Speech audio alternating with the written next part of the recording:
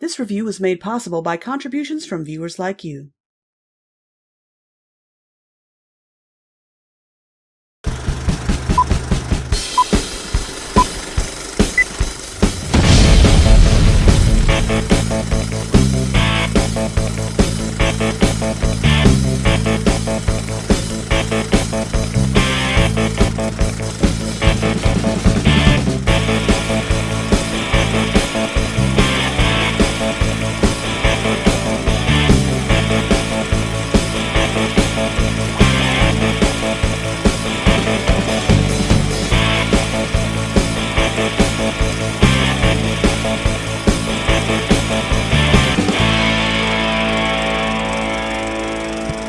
Hey guys, and welcome to my 13th anniversary!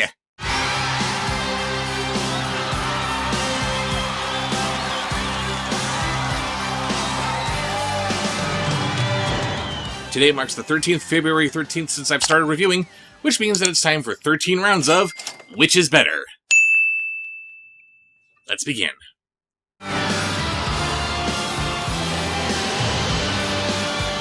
Which is better, Halloweentown or Descendants? Neither is better, they're both horrible. Ding, on to the next one. Do you really think that's going to work? No, but it was worth a shot. Okay, Halloweentown or Descendants. I know you all love to see me cringe, so why not open with two franchises that are particularly offensive to me on a personal level, and demand I say something nice about one of them. I love Halloween, I love Disney, and these franchises have somehow made a mint off of taking a hot, steamy, and loose dump all over them. But I guess we gotta determine which one made the smaller hot, steamy, and loose dump.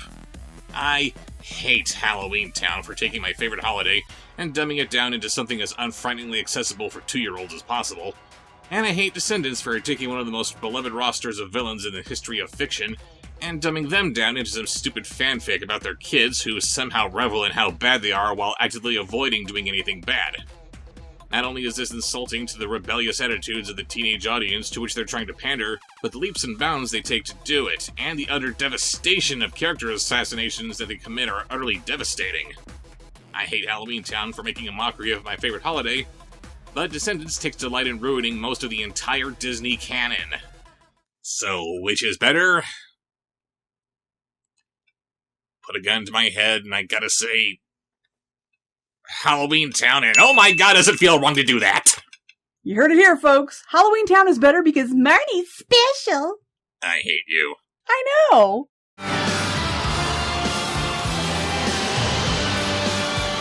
Which is better, The Haunted Mansion or Haunted Mansion? You may recall that I reviewed the 2003 adaptation of The Haunted Mansion years ago, where I made the case that the movie, while flawed, wasn't as bad as it's often made out to be. I appreciate the art direction, the atmosphere, most of the jokes work. It's a fun little spooky ride, just like its source material. 2023's Haunted Mansion, it's got so much going for it, but they don't take advantage of it. The sets were more literally based off the ride, Lakeith Stanfield had the better character arc, but it's all bogged down by every other character cracking jokes and ruining the atmosphere. Ruining the atmosphere? Yes, the Haunted Mansion is supposed to inspire a lingering sense of dread, and this movie just didn't have it. Are you sure what was lingering about that first movie wasn't a bad fart? Anyway, a good haunted house is supposed to inspire a sense of dread, be it in a movie or a theme park attraction, and the entire cast went out of the way to make sure that did not happen. Eddie Murphy might have been annoying. Might have been annoying? The man made a career out of being annoying. But at least he was only one guy sucking the wind out of the mansion's sails. And it's too easy for me to interpret Murphy's yucking it up as a cover for how terrified of the mansion he truly is. The only character who's consistently afraid of Haunted Mansion is Travis, but even that doesn't really work since he's scared of everything. Everyone else in this movie looks like they don't give two shits about it. If they aren't scared, how can we be? So, which is better? The Haunted Mansion. Of course, we are all entitled to our opinions. And it's my opinion that yours is wrong. Rude.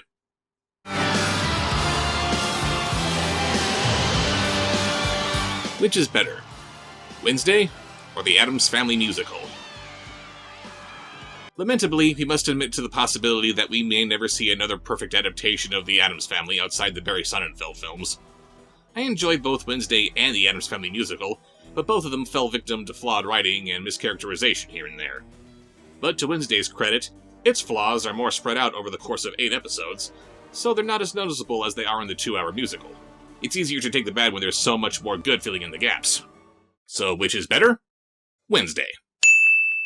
That's not to say that Luis Guzman is the superior Gomez, right? He was most definitely the superior Gomez. I'm divorcing you.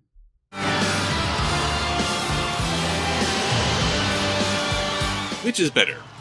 Spooky Buddies or Space Buddies? Here's a weird point of order that I'm only now discovering about these movies. Spooky Buddies was made in 2011, and Space Buddies was made in 2009. What's interesting about it is that these movies feel as though they should have been released in reverse order. One movie has the naivete of making the buddies have a dumb little Halloween adventure, while the other feels like they've exhausted all options, and they thought in a panic, maybe we put the buddies in space? I don't know. And just rolled with it. But no. In reality, the filmmakers thought of putting them into space before the much more obvious and less ludicrous idea of having them dress up for Halloween. These movies are all terrible, but with Space Buddies, they couldn't even wait for the stupid to escalate. They jumped the shark before they even had a shark to jump. So, which is better? Spooky Buddies. This can't be happening. And somehow that's better than a fart being used to power a spacesuit.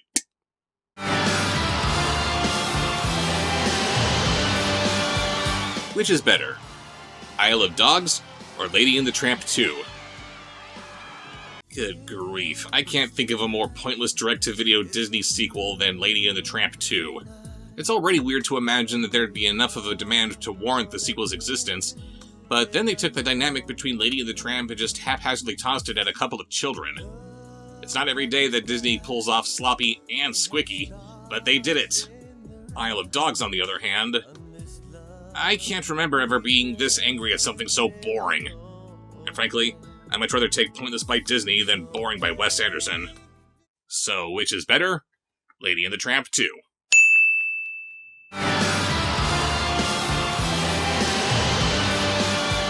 Which is better? Disenchanted or Neverending Story 3? It's unfortunate that a charming little one-off like Enchanted would eventually be bitten by the vampire that is the Disney sequel. Gotta give it props for trying to do something new by turning the eternally sweet Princess Giselle into a wicked stepmother, but the steps it took to get there and what came after it are just cringe. Then there was the Neverending Story 3. I really don't think I need to elaborate. Disenchanted was a misguided cash grab, but at least it wasn't, "Dear sweet lord, what were you people thinking?" So, which is better? Disenchanted. But Jack Black... No, I can't defend it. I tried, but I can't.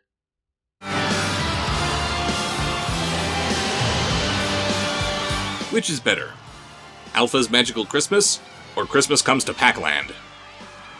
Of course, anything with any degree of popularity must have a Christmas special attached to it, and that also proves true with both Pac-Man and the Mighty Morphin Power Rangers somehow.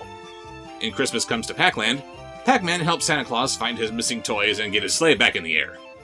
In Alpha's Magical Christmas, Alpha just has a little Christmas party. Pac-Man saves Santa Claus and helps bring joy to millions of children around the world, and Alpha just puts on some Christmassy white noise. So, which is better? Christmas Comes to Pac-Land.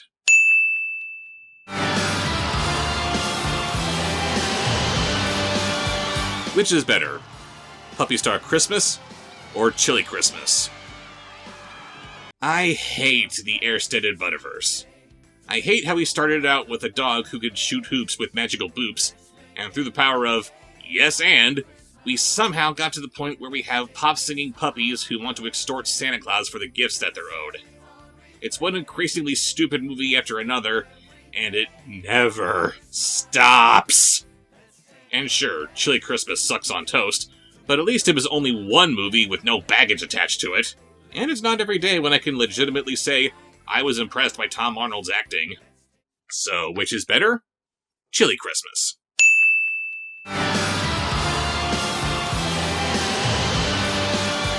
Which is better? The 5,000 Fingers of Dr. T, or the Imaginarium of Dr. Parnassus? These are a couple of really trippy movies. One was brought to us by Dr. Seuss and tells the story of a little boy who's psychologically tormented by an evil piano teacher, and the other was brought to us by the animator from Monty Python, and it tells the story of... Actually, I don't really know what the story was supposed to be about. 5,000 Fingers has its flaws, but at least it's mostly comprehensible. But Dr. Parnassus? I have no idea what kind of story it was trying to tell or what it was trying to accomplish. So, which is better? I'm sorry, Heath Ledger, but the 5,000 Fingers of Dr. T. At least that movie's blackface had a bucket covering his head. I'm a dude playing a dude disguised as another dude.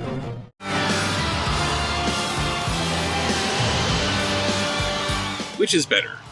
Tim Burton's Hansel and Gretel, or Tim Burton's Alice in Wonderland?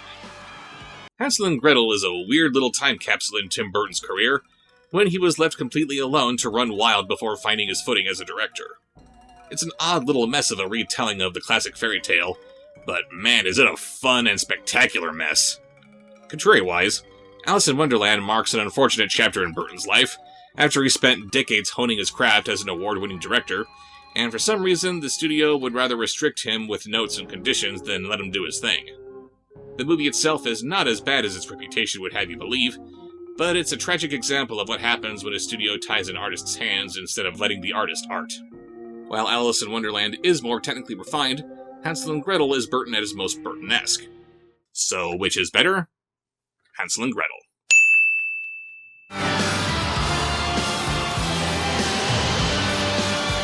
Which is better? Dear Dracula, or Monster Family? Good lord, these movies were awful. One is about making a mockery of Count Dracula, and the other is about making a mockery of Count Dracula and a slew of other monsters. Both are stupid, but like with Halloweentown and Descendants, you have to ask yourself which movie is doing the less amount of damage. They're awful and insulting, but at least Dear Dracula is ruining only one monster instead of every major baddie from across the globe. So, which is better? Dear Dracula. And Dear Dracula had a cameo by Matthew Lillard. That's a plus.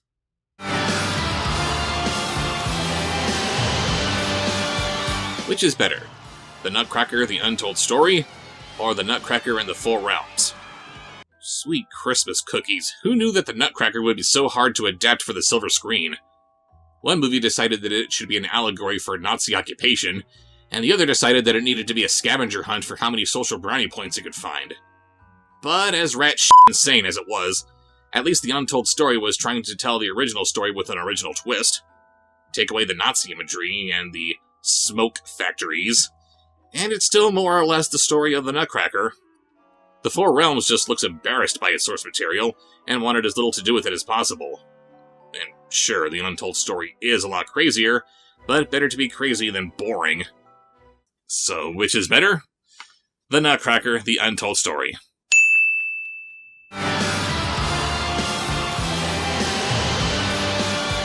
Which is better? Bumblebee or Age of Extinction? It is still amazing to me how much more focused Age of Extinction is compared to its fellow Bayformers movies. It's like it's actually trying to be a movie with mostly likable protagonists, a story that doesn't have too many plot holes, and most shockingly enough, it's the robots doing most of the action instead of the military. What new spore of madness is this? But then Bumblebee came along and just blew it out of the water. All the protagonists were likable. The visuals gave a big fat middle finger to everyone who said that G1 wouldn't work in a live-action movie, and the only problem with its storyline is that it tried to connect to the other movies instead of just being its own thing. Age of Extinction was a big step in the right direction, but Bumblebee was just more or less what we should have had ever since the beginning. So, which is better? Bumblebee. And with that, I would like to raise my glass, sort of, to you guys. Thank you for watching, sharing my videos, commenting, attending my streams, pledging to my Patreon, and just being awesome. Let's make year 14 a good one. You know there's something you should know, so I'm gonna tell you so. Don't sweat it, forget it, enjoy the show. Working all day, now it's time to unwind. Kick back, relax, take a load off your mind.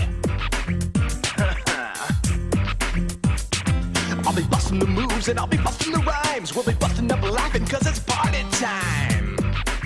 Well, just leave your troubles at the door, leave your worries behind. Leave the rest up to me, you're gonna like what you find. I'll be busting the moves and I'll be busting the rhymes. We'll be busting up laughing cause it's party time. Party time, it's party time. Everybody's feeling fine cause it's party time. Party time, party time. Everybody's feeling fine cause it's party time. Party time, party time. Everybody's feeling fine cause it's party time. Party time, party time. Everybody's feeling fine cause it's party time. Party time, party time. Everybody's feeling fine cause it's party time. Party time, party time. Everybody's feeling fine cause it's party time. Party time. It's party time.